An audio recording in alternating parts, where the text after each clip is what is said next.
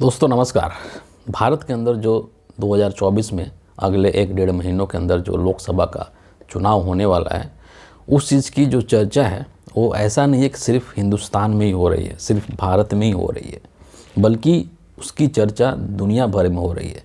और उस चुनाव के ऊपर 2024 में जो चुनाव होने वाला है हिंदुस्तान में, इसके ऊपर पूरी दुनिया भर की नज़रें हैं। और उसी का एक मिसाल आज देखने को मिला है जब यूएनओ संयुक्त राष्ट्र संघ, आप जानते होंगे, यूनाइटेड नेशंस ऑर्गेनाइजेशंस, और उसके कई सारे अंग हैं और उन्हीं में से एक अंग है मानवाधिकार को लेकर के संयुक्त राष्ट्र मानवाधिकार आयोग।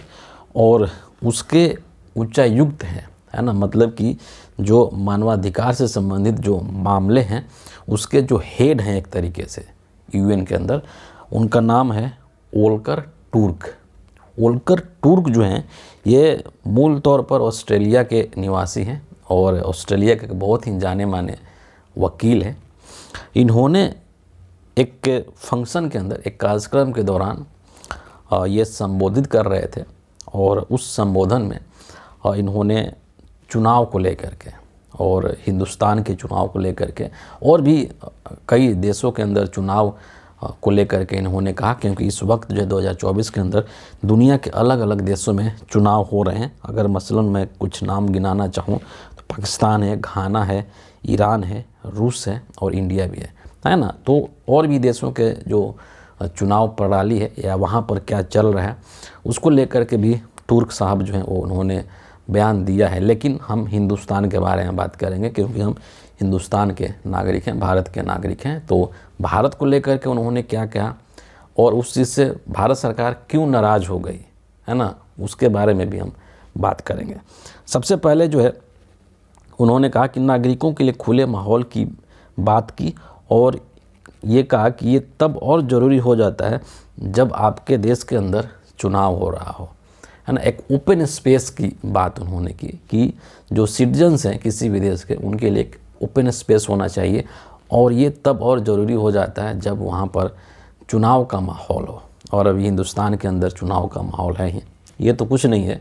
आगे जो इन्होंने स्टेटमेंट दिया है उसका हिंदी रूपांतरण मैं आपको पढ़ करके सुनाना चाहता हूँ। बहुत ही ज़बरदस्त बात इन्होंने कही है और इसीलिए नरेंद्र मोदी को और भारत सरकार को ये चीज़ बुरी लग चुकी है।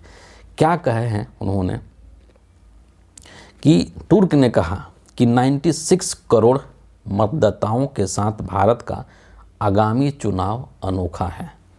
वो इस देश की धर्मनिरपेक्षता, लोकतांत्रिक परंपराओं और इसकी महान विविधता की सराहना करते हैं, है ना। जो टूर्क साहब है वो हिंदुस्तान की जो प्रकृति है धर्मनिरपेक्षता की, यहाँ की जो लोकतांत्रिक परंपराएं हैं और यहाँ की जो विविधता है ना, महान विविधता है, इन सब चीज़ों की उन्होंने तारीफ़ की, सराहना की। लेकिन उनकी कुछ चिंताएं भी हैं। अब उनकी क्या चिंताएं हैं ये देखिए। सराहना तो उन्होंने कर दिया सर, अब चिंताएं क्या हैं। टूर्क ने नागरिकों के अधिकारों पर बढ़ती पाबंदियों के साथ साथ मानवाधिकार कार्यकर्ताओं, पत्रकारों और आलोचकों को निशाना बनाए जाने तथा अल्पसंख्यकों विशेषकर मुसलमानों के खिलाफ नफरती भाषण और भेदभाव के बारे में चिंता व्यक्त की है।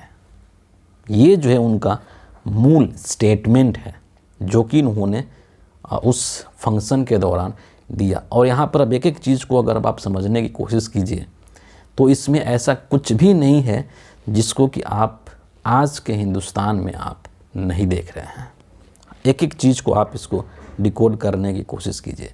नागरिकों पर बढ़ती पाबंदियाँ, ये एक तरीके से जो फ्रीडम ऑफ एक्सप्रेशन है उस चीज़ के बारे में बात कर रहे हैं कि आप जो हैं कुछ अभिव्यक्त करना चाहते हैं, अगर आप सरकार से इतर कोई राय रखना चाहते हैं तो उस चीज़ के ऊपर पाबंदी एक तरीके से है।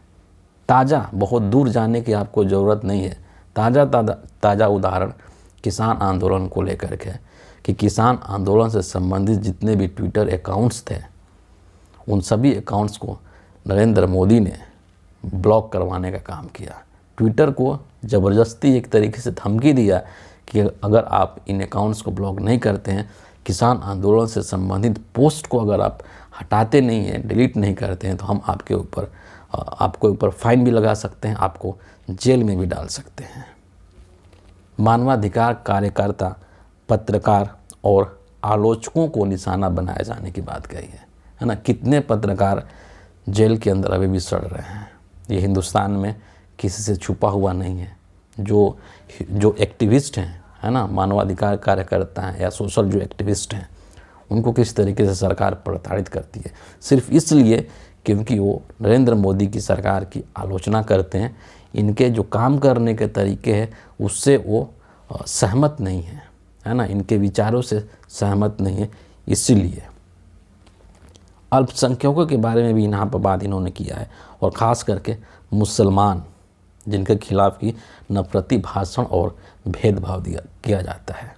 और इसका भी एक ताज़ा उदाहरण है, बहुत दूर जाने की आपको ज़रूरत नहीं है। संसद, जिसे कि लोकतंत्र का मंदिर कहा जाता है, नरेंद्र मोदी ने उस लोकतंत्र के मंदिर पर माथा टेका था अपना, और तब जा कर के संसद भवन के अंदर प्रवेश किए थे। लेकिन उसी संसद भवन के अंदर रमेश बिदूड़ी, आपको याद है, बीजेपी का सांसद, जिन्होंने कि मायावती जी के एक एमपी दानिश अली को क्या क्या नहीं बोला था। संसद भवन के अंदर, लोकतंत्र के मंदिर के अंदर, जो कि धर्मनिरपेक्षता समानता की बात करता है, उस मंदिर के अंदर बीजेपी के एक सांसद ने दानिश अली को कितने सारे अपमानित शब्द बोला था, उनका अपमान करने का काम किया था। उसी चीज़ का यहाँ पर इन्होंने जिक्र किया है कि अल्पसंख्यकों, खास करके मुसलमानों के लिए नफरती भाषण और भेदभाव जो किया जाता है वो चिंतनीय है। जब तुर्क साहब का ये इस तरीके का बयान आया तो जाहिर सी बात है कि ये भारत की सरकार को, नरेंद्र मोदी की सरकार को ये अच्छा नहीं लगेगा, है ना। और इस पर जो भारत का बयान भी आया है, और भारत की तरफ से जो संयुक्त राष्ट्र में जो भारत के स्थायी प्रतिनिधित्व करते हैं अरिंदम बागची साहब ने इस बयान के ऊपर अपनी प्रतिक्रिया दी है। प्रतिक्रिया में उन्होंने क्या कहा है उसको भी आप सुन लीजिए। कहते हैं कि ये जो बयान है जिसको कि वोल्कर तुर्क ने दिया है, ये अनावश्यक बयान है ना। और आगे क्या कहते हैं कि दुनिया के सबसे बड़े लोकतंत्र, इसमें कोई डाउट नहीं है कि हिंदुस्तान दुनिया का सबसे बड़ा लोकतांत्रिक देश है, तो कहते हैं कि दुनिया के सबसे बड़े लोकतांत्रिक देश की वास्तविक प्रतिबिंब से संबंधित नहीं है तुर्क साहब का बयान, उससे इतर है। और क्या कहते हैं कि इस देश के अंदर जो चुनावी प्रणाली है, इस देश में जिस तरीके से चुनाव होता है, उस चीज़ को लेकर के पूरी दुनिया के देश में वो सीखना चाहते हैं इस अनुभव को, और उसका अनुकरण करना चाहते हैं।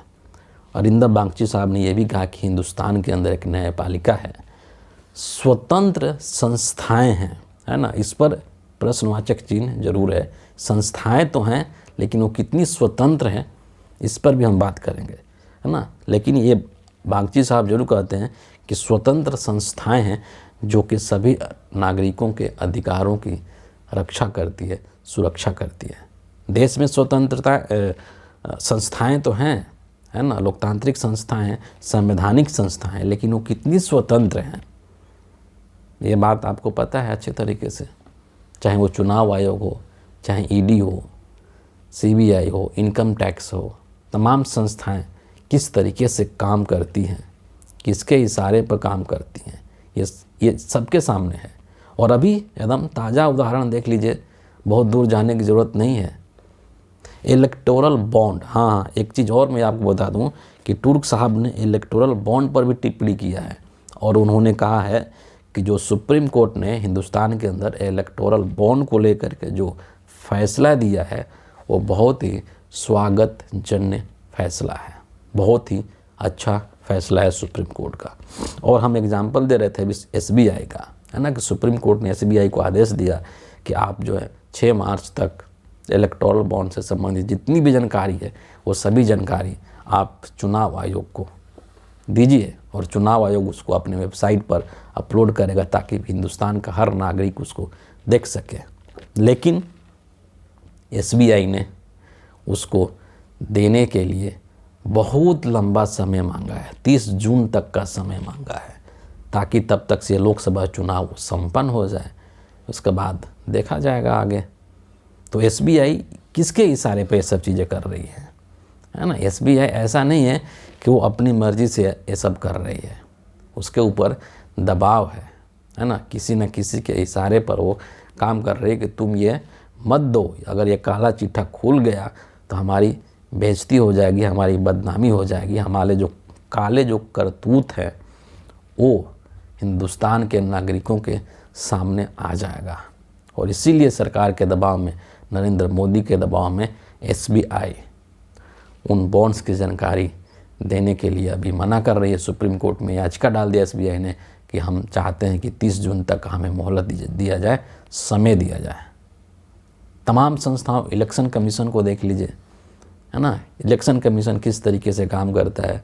मोदी जी के एकदम ऐसा लगता है कि मोदी जी इलेक्शन कमीशन को डायरेक्ट करते हैं कि तुम लोग अभी ये करो, अभी ये करो, तब इलेक्शन कमीशन काम करता है। बाकी संस्थाओं को देख लीजिए, जुडिशरी के अंदर देख लीजिए, हैं अभी कोलकाता के अंदर एक हाई कोर्ट का जज जो है वो किस तरीके से इस्तीफ़ा दे करके, रिज़ाइन करके और बीजेपी ज्वाइन कर लिया। तो ऐसी कौन सी संस्थाएं हैं हिंदुस्तान के अंदर जिसको कि प्रभावित करने की कोशिश नहीं की जा रही है केंद्र सरकार के द्वारा, नरेंद्र मोदी के द्वारा। तो संस्थाएं तो हैं देश के अंदर, लेकिन वो कितनी स्वतंत्र हैं और कितनी स्वतंत्रता के साथ काम कर रही हैं, इस पर एक बहुत बड़ा प्रश्न चिन्ह है। और इसीलिए इन तमाम चीज़ों को लेकर के जो मानवाधिकार मामलों के प्रमुख हैं यूएन के अंदर, तुर्क साहब, उन्होंने इस पर चिंता जाहिर की है और उनकी चिंता जायज़ है। इसमें कोई एक पॉइंट ऐसा नहीं है जहां पर उन्होंने कुछ अनर्गल कहा हो या कुछ गलत कहा हो। वही चीज़ उन्होंने कहा है जो कि हम हर दिन हिंदुस्तान में देख रहे हैं, हर दिन देख रहे हैं। उन्हीं चीज़ों का उन्होंने यहाँ पर विवरण दिया है या उसी के ऊपर उन्होंने अपना स्टेटमेंट दिया है। तो ये सिचुएशन है हमारे देश के अंदर, और इसीलिए कहा जाता है कि जो 2024 का चुनाव है वो हिंदुस्तान का, आज़ाद हिंदुस्तान का एक सबसे महत्वपूर्ण चुनाव होने जा रहा है, जहाँ पर कि आपको सोचना है, ये समझना है कि आपके अंदर, आपके देश के अंदर लोकतंत्र रहेगा कि नहीं रहेगा, संविधान रहेगा कि नहीं रहेगा। इसीलिए अंत में मैं यही अपील करूँगा कि लोकतंत्र को बचाने के लिए और संविधान को बचाने के लिए 2024 के चुनाव में आप सोच समझ करके अपने मत का इस्तेमाल करें, भावनाओं में बह करके इस्तेमाल नहीं करें, है ना। देश के जो प्रधानमंत्री है नरेंद्र मोदी, वो क्या करते हैं, वो हिंदुस्तान को, हिंदुस्तान के नागरिकों को इमोशनल फुल बनाते हैं, है ना। आपके भावनाओं के साथ खिलवाड़ करते हैं। तो उस भावना में नहीं बहना है, ठीक है। आपको व्यवहारिक होकर के, प्रैक्टिकल होकर के सोचना है और फिर अपने मत का इस्तेमाल करना है। फिलहाल इस वीडियो के लिए इतना ही है। आप सभी का बहुत बहुत धन्यवाद।